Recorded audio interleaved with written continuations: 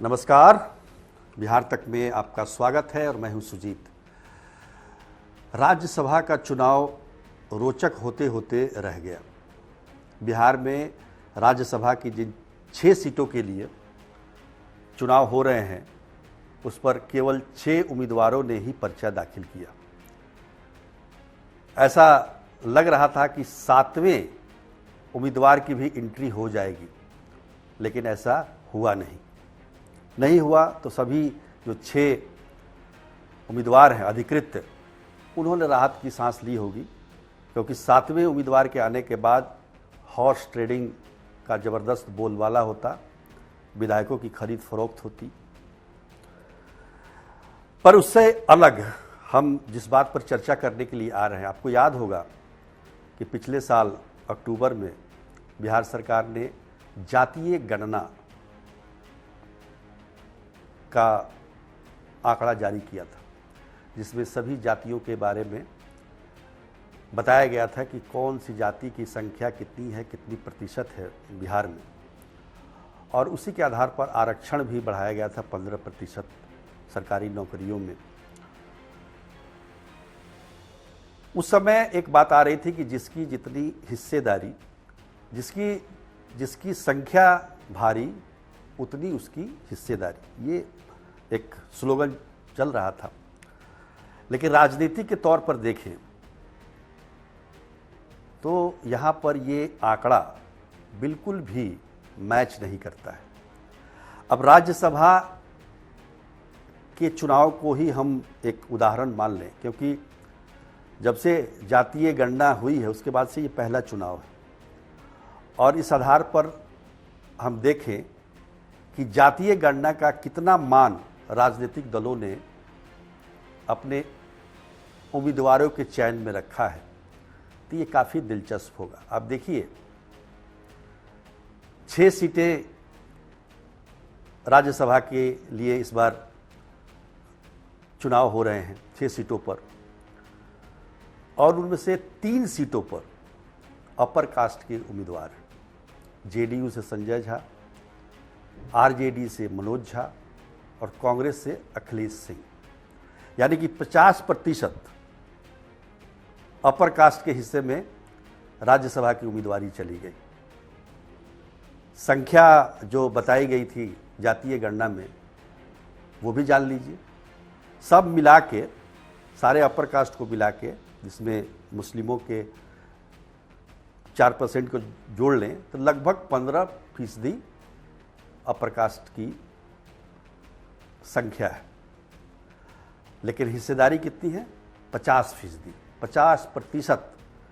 6 सीटों में से 3 सीटें अपर कास्ट के हिस्से में गई है। बाकी जो 3 सीटें बची हैं उसका भी हाल जान लीजिए। सबसे ज़्यादा किसी की संख्या है तो वो है अति पिछड़े की। अति पिछड़ों की संख्या, जो आबादी है, वो बिहार की आबादी की लगभग 36% है, 36%।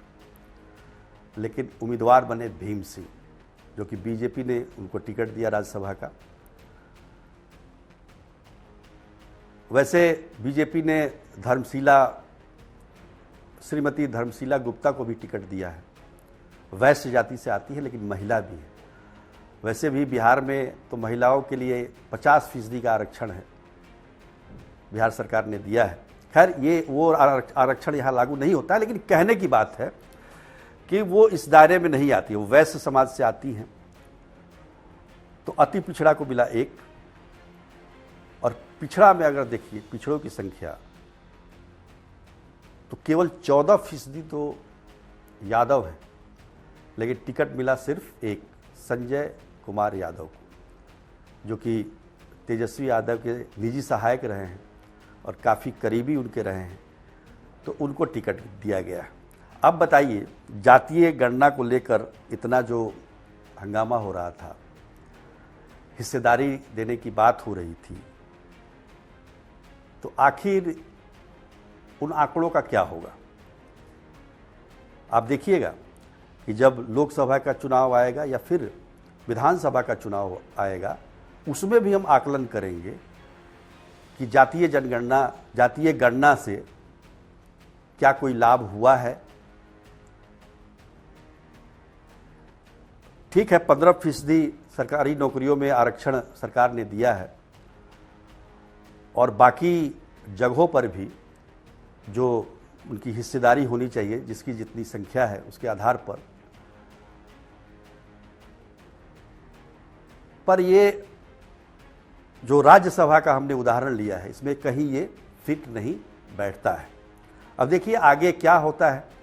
वैसे अगर देखा जाए तो आज विधानसभा में नंदकिशोर यादव को विधानसभा अध्यक्ष के रूप में सर्वसम्मति से चुना गया।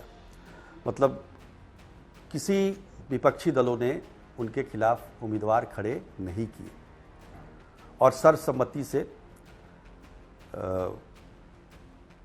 नंदकिशोर यादव बिहार विधानसभा के अध्यक्ष बन गए। लेकिन ठीक उससे पहले आप 2020 में जाइए, जब बीजेपी की तरफ से विजय कुमार सिन्हा को विधानसभा अध्यक्ष का उम्मीदवार बनाया गया था, तब आरजेडी ने उम्मीदवार खड़े किए थे। अवध बिहारी चौधरी को उनके खिलाफ खड़ा किया था। हालांकि चूँकि संख्या बल है, संख्या बल के आधार पर वो चुनाव हार गए थे और बीच में बने भी। अभी जो महागठबंधन की सरकार आई 2022 में, तो उसमें अवध बिहारी चौधरी विधानसभा अध्यक्ष हुए थे। लेकिन इस बार विपक्षी दलों ने कोई उम्मीदवार खड़ा नहीं किया। इसके पीछे की भी वजह समझने की कोशिश कीजिए कि आखिर क्या बात है कि 2020 में जब चुनाव होता है विधानसभा अध्यक्ष का, तो विपक्ष उम्मीदवार खड़ा करता है, और क्या वजह है कि 2024 में जब बीजेपी की तरफ से उम्मीदवारी आती है नंदकिशोर यादव की, तो विपक्ष कोई उम्मीदवार खड़ा नहीं करता है। तो ये समझने की बात है, आप समझिए। आज के लिए इतना ही, तब तक के लिए नमस्कार।